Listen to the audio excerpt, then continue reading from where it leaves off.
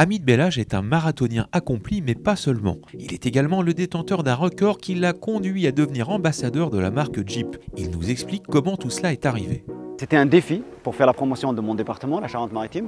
17 marathons, 17 jours dans le 17. Donc la personne responsable à l'époque de Jeep ici en Nouvelle-Aquitaine m'a téléphoné et me dit c'est un super projet, est-ce que ça t'intéresse de faire un partenariat pour... Je lui dis oui, pourquoi pas.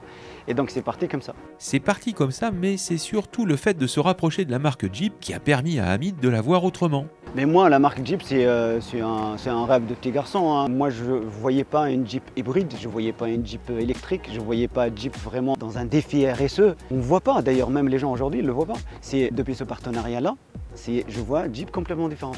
L'appréhension d'une marque et de la transition énergétique, c'est le sujet de beaucoup de constructeurs automobiles, et plus encore quand on s'appelle Jeep et qu'on fabrique des tout-terrains depuis 1941.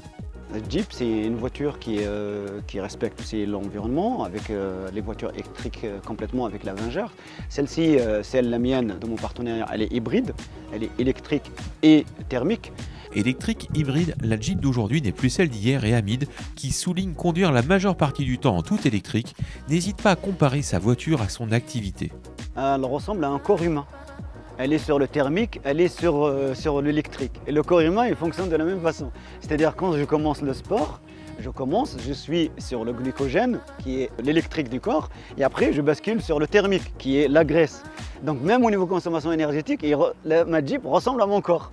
Une relation avec sa Renegade hybride rechargeable qu'Hamid qualifie lui-même de fusionnelle, car sa voiture est aussi un vecteur de communication. Depuis 3 ans, j'ai créé une société qui promeut le sport en entreprise. C'est-à-dire marcher au lieu de prendre la voiture, prendre le vélo au lieu de prendre la voiture pour se déplacer, prendre le transport en commun, s'arrêter 2 stations avant d'y aller, ou quand même les gens qui habitent trop loin, plus loin de leurs entreprises, se garer à 500 mètres et marcher. Vous voyez, c'est que de l'activité physique dans un premier temps, et après on peut inclure sportive après derrière. La marche c'est très bien, mais la voiture dans tout ça? Est-ce que la Renegade d'Hamid suscite des interrogations dans son entourage professionnel? Comment ça fonctionne? Est-ce que c'est que du diesel? Vous voyez, les gens, il y a une partie de la population encore qui est sur Jeep diesel, Jeep tout-terrain.